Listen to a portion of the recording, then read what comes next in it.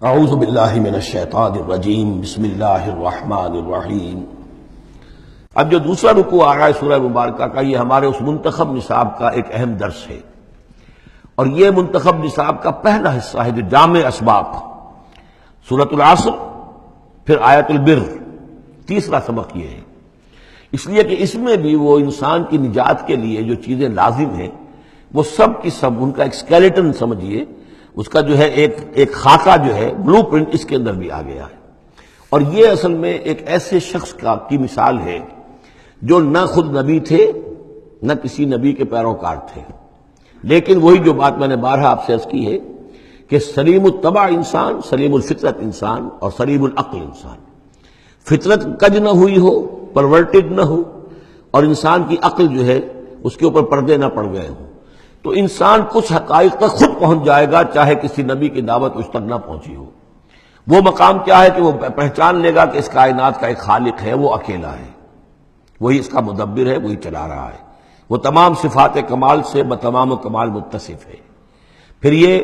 کہ اس نے جو ہمیں پیدا کیا ہے تو زندگی صرف یہ زندگی نہیں ہے بلکہ کوئی اور زندگی بھی ہوگی، اس کے پاس لوٹنا بھی ہوگا، ہم اس کی طرف جائیں گے اور پھر ہمیں اپنے اعمال کا محاسبہ وہاں پر فیس کرنا ہوگا اور جزا و سزا ہوگی۔ یہاں تک انسان پہنچ سکتا ہے،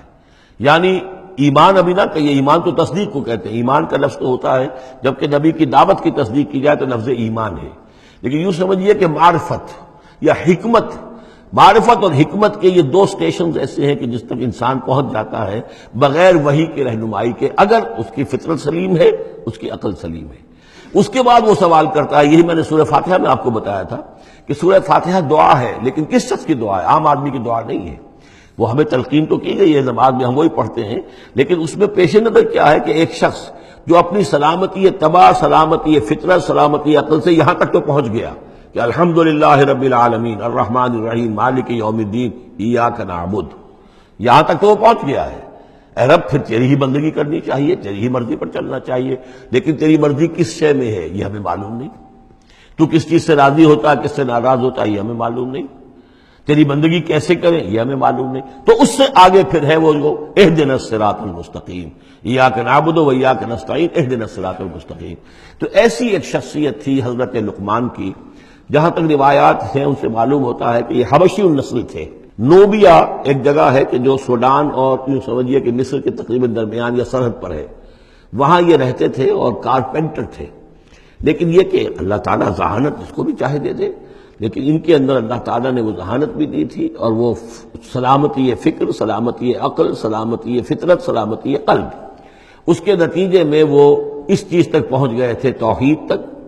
اور اس کے ساتھ ہی یہ ہے کہ اعمال انسان کے جو ہیں وہ ضائع جانے والے نہیں ہیں، ان کا کوئی نہ کوئی بدلہ مل کر رہے گا۔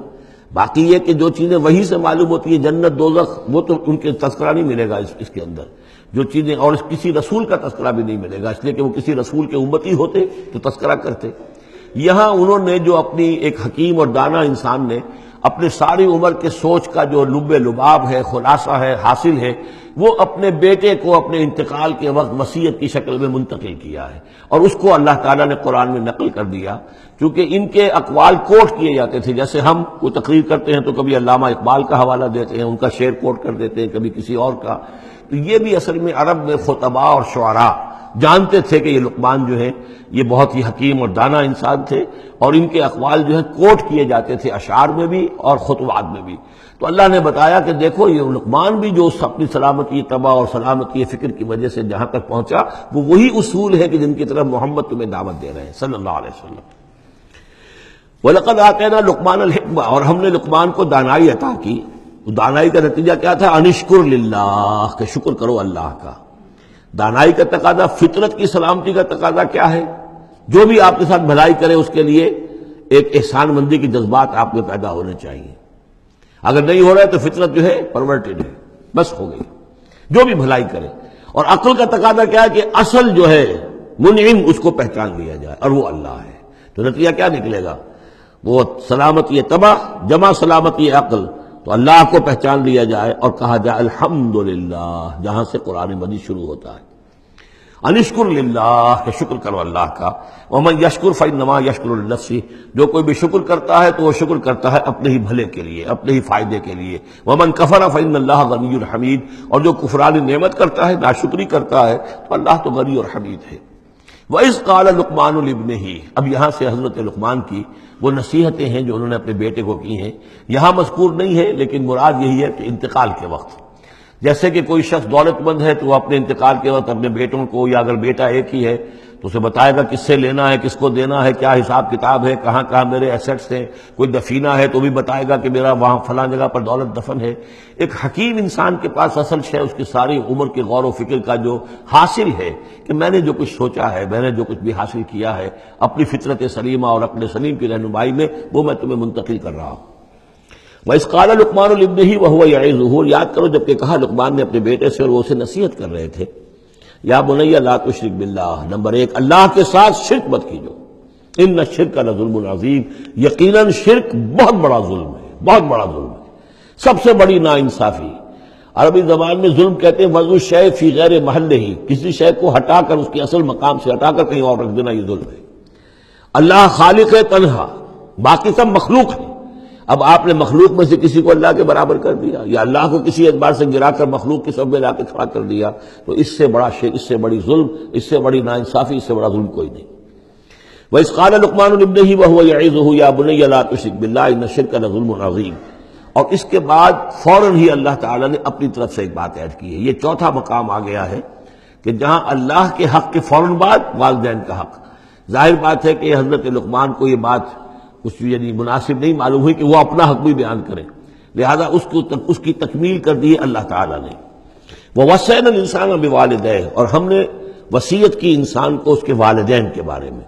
اور والدین میں سے بھی خاص طور پر والدہ، اس لیے کہ زیادہ مشقت وہ جھیلتی ہے، زیادہ تکلیفیں بچوں کی پرورش میں ماں کو برداشت کرنی پڑتی ہے۔ وَوَصَّيْنَا الْإِنسَانَ بِوَالِدَيْهِ حَمَلَتْهُ أُمُّهُ وَهْنًا عَلَى وَهْنٍ، اسے اٹھائے رکھا، وہ جو حمل ہے اس کے اپنے جسم کے اندر اٹھائے رکھا اس نے اس کو، وہنن علی وہنن، کمزوری پر کمزوری جھیل کر، وفصالہ فی عامین، پھر اس کا دودھ چھڑانا ہوا 2 سال میں سے، پھر یہ کہ پہلے 9 مہینے تو جونک کی طرح اس کے جسم کے اندر خون چوستا رہا، اور اس کے بعد پھر جو ہے دودھ اس کا جو ہے پیا ہے، تو وہ بھی اس کی توانائیاں اور اس کی قوت ہی ہے کہ جو دودھ کی شکل میں اس کے لیے غذا بنی ہے۔ انشکر لی ولوالدیک، کہ شکر کرو میرا اور اپنے والدین کا، الی المصیر، اور میری طرف تم کو لوٹ کر آنا ہے۔ اب دیکھیے جیسے میں نے وہاں عرض کیا تھا کہ سورہ عنکبوت میں اور اس میں بڑی مناسبت ہے ان دو میں، وہ مضمون اب یہاں بھی آ رہا ہے کہ اگر یہ 2 حق ٹکرا جائیں، ایک حق اللہ کا ہے شرک نہ کیا جائے، ایک حق والدین کے ساتھ حسن سلوک ہے، اب یہ ٹکرا گئے، والدین کہہ رہے ہیں شرک کرو، اب کیا کریں؟ وَإِن جَاهَدَاكَ عَلَىٰ أَن تُشْرِكَ بِي مَا لَيْسَ لَكَ بِهِ عِلْمٌ، اگر وہ تم سے جہاد کریں، تم پر دباؤ ڈالیں، تم سے لڑیں، تم سے جھگڑیں، اور تمہیں مجبور کریں کہ تم شریک کرو اور شرک کرو میرے ساتھ ایسی چیز کا کہ جس کا تمہارے پاس کوئی علم نہیں ہے، فَلَا تُطِعْهُمَا، تم کا کہنا مت مانو۔ وہاں پر بھی یہ مضمون آ چکا، یہاں دوبارہ آ گیا کہ ان کے حقوق ایک حد تک ہیں، اس سے آگے بڑھ کر وہ اللہ کے حقوق پر ڈاکہ ڈالنے لگے، بازی بازی بارش بابا ہم بازی، ان کے حقوق اللہ کے حقوق کے برابر نہیں ہو سکتے، ان کے حقوق اللہ کے حقوق سے فائق نہیں ہو سکتے، اس کے نیچے نیچے ہیں، تو شرک نہیں۔ البتہ یہاں یہ ذہن میں رکھیے کہ شرک صرف بت پرستی کو نہیں کہتے، لا تشرک، شرک کی کوئی قسم بھی ہو۔ اب اللہ کے کسی ایک حکم کو اگر والدین کہتے ہیں توڑو، اس کا کیا مطلب ہے؟ یہ شرک کا حکم دے رہے ہیں، اس لیے کہ آپ نے والدین کے کہنے پر اللہ کے حکم کی خلاف ورزی کی، اس کا مطلب ہے کہ آپ نے مطاع اور معبود والدین کو بنا لیا۔ نفس کے کہنے پر آپ حرام کے اندر منہ مار رہے ہیں تو آپ کا جو حرام جو دولت ہے وہ آپ کا معبود ہے، اور آپ کا نفس آپ کا معبود ہے۔ ارأیت من اتخذ الہہ ہواہ، کیا تم نے دیکھا اس شخص کو جس نے اپنی خواہش نفس کو اپنا معبود بنا لیا؟ تو شرک کا مفہوم جو ہے اس کا پورا وسیع مفہوم، اور جیسا کہ اس سے پہلے بھی تذکرہ ہو چکا ہے، اس پر الحمدللہ کہ میں نے تقریباً 20 سال پرانی بات ہے یہ کہ میں نے اقسام حقیقت و اقسام شرک پر 6 گھنٹے کے کیسٹس جو ہیں میرے وہ ریکارڈڈ ہیں اور موجود ہیں، تو اس حوالے سے اس کو یہ نہیں سمجھنا چاہیے کہ شرک سے مراد صرف بت پرستی ہے۔ صدق اللہ العظیم۔